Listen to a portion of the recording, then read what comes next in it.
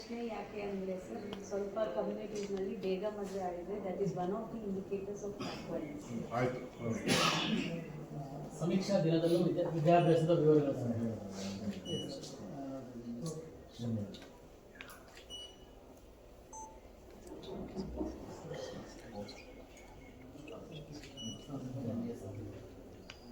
ಸರ್ಕಾರದಲ್ಲಿ ಪಡೆದಂಥ ಉದ್ಯೋಗ ಸೌಲಭ್ಯಗಳು ಗ್ರೂಪ್ ಎ, ಗ್ರೂಪ್ ಬಿ,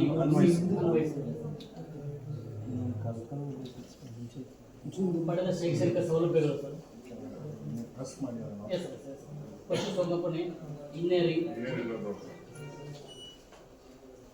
ಯಾವುದೂ ಇಲ್ಲ ಸರ್.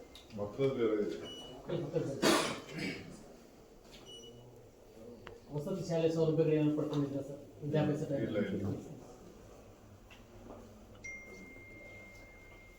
ಮೀಸಲಾತಿಯಿಂದ ಯಾವುದಾದ್ರು ಸೌಲಭ್ಯಗಳನ್ನು ಪಡ್ಕೊಂಡಿದ್ದೀರಾ?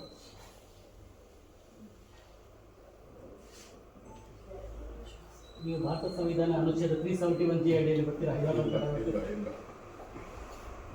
ನೀವು ಹಾಲಿ ಕೆಲಸ ಮಾಡುತ್ತಿದ್ದೀರಾ ಸರ್? ವರ್ಕಿಂಗ್ ಇದ್ದೀರಾ ತಾವು?